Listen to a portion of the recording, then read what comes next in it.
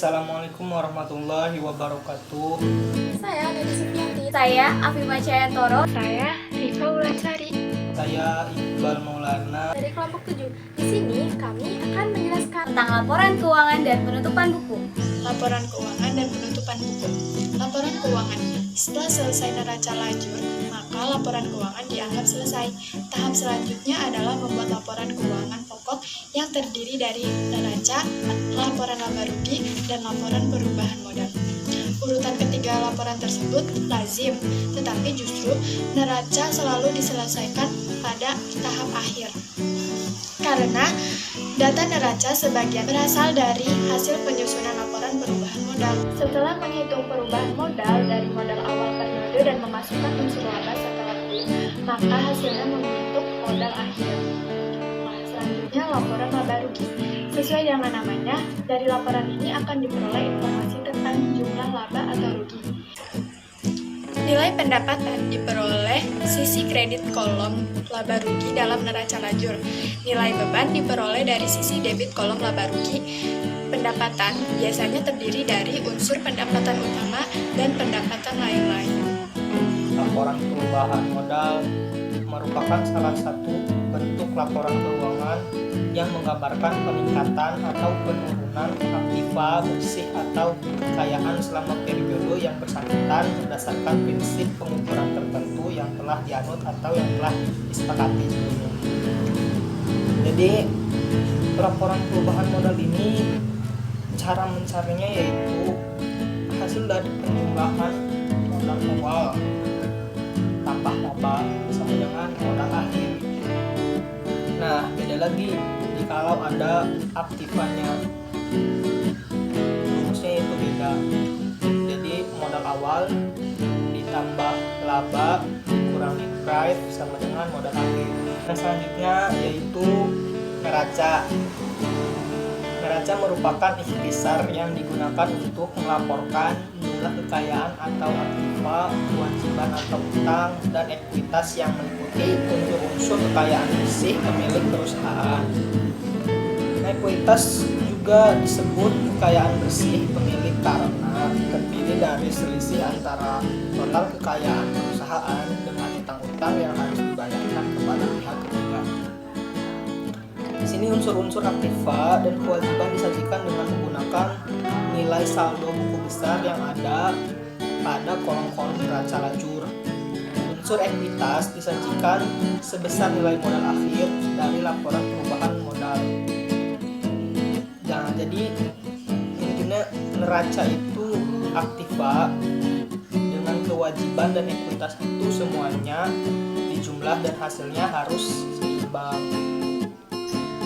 Selanjutnya adalah jurnal penutup. Jurnal penutup adalah untuk menutup akun-akun nominal dalam laporan keuangan. Jurnal penutup dibagi menjadi 4 tahap. Yang pertama, menghapus nilai pendapatan dan memindahkan nilainya sebagai penambah saldo dalam ikhtisar laba rugi. Yang kedua, menghapus nilai beban dan memindahkannya sebagai pengurang saldo ikhtisar laba rugi. Yang ketiga, menghapus nilai ikhtisar laba rugi dan memindahkannya nilai sebagai penambah atau pengurang saldo akun modal pemilik. Yang keempat, menghapus nilai pref dan memindahkannya sebagai pengurang saldo akun modal. Jika buku-buku sudah ditutup, lalu di kemudian hari ditemukan kesalahan dalam perhitungan, maka penyesuaian dapat langsung dilakukan ke dalam akun modal tahun ditemukannya kesalahan. Berikut contoh yang harus dipersiapkan untuk menutup pembukuan dalam perusahaan jasa pada akhir tahun secara berturut-turut. Yang pertama, jurnal untuk menutup akun pendapatan ke akun ikhtisar laba rugi. Yang kedua, jurnal untuk menutup akun-akun biaya ke akun ikhtisar laba rugi. Yang ketiga, jurnal untuk menutup ikhtisar laba rugi ke akun modal. Yang keempat, jurnal untuk menutup akun pref ke saldo modal. Selanjutnya adalah posting jurnal penutup. Untuk langkah selanjutnya dalam menutup pembukuan, maka mengambil kembali formulir-formulir buku besar modal, pref pendapatan, dan beban dari pembukuan untuk tahun selanjutnya. Dalam beberapa jurnal penutup yang dapat kita lihat di atas, bahwa akun didebit untuk menutup akun nominal didebit, dan akun dikredit untuk menutup akun nominal dikredit. posting jurnal penutup. Langkah selanjutnya adalah penentuan buku biaya. Buku biaya sama dengan buku besar. Jadi buku berdasarkan dari akun-akunnya. Jadi antara akun yang satu dengan akun yang lainnya harus dipisahkan, tidak boleh digabungkan. Setelah membentuk buku biaya, langkah selanjutnya adalah membentuk jurnal pembalikan. Sebelumnya, teman-teman tahu nggak sih apa itu jurnal pembalikan? Jurnal pembalikan adalah jurnal pertama yang dibuat pada periode awal akuntansi berikutnya. Jurnal pembalikan ini adalah kebalikan dari jurnal penyesuaian yang dibuat pada awal periode akuntansi sebelumnya. Jurnal pembalikan ini digunakan untuk transaksi piutang pendapatan dan utang biaya. Contohnya adalah pendapatan bulan jalan. Begitupun dengan utang biaya. Utang biaya yang dimaksud adalah biaya yang diakui dalam periode akuntansi tertentu yang pembayarannya akan diterima pada tahun periode akuntansi selanjutnya.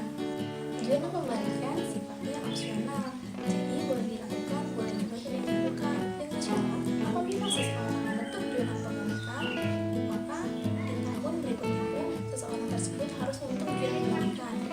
Namun apabila seseorang tersebut tidak membentuk jurnal pembalikan, maka tahun sebelumnya pun tidak usah membuat jurnal pembalikan dan harus konsisten dengan jurnal penyesuaian.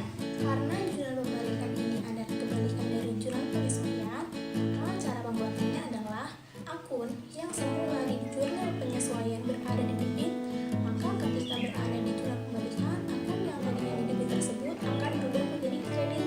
Itu pun dengan sebaliknya.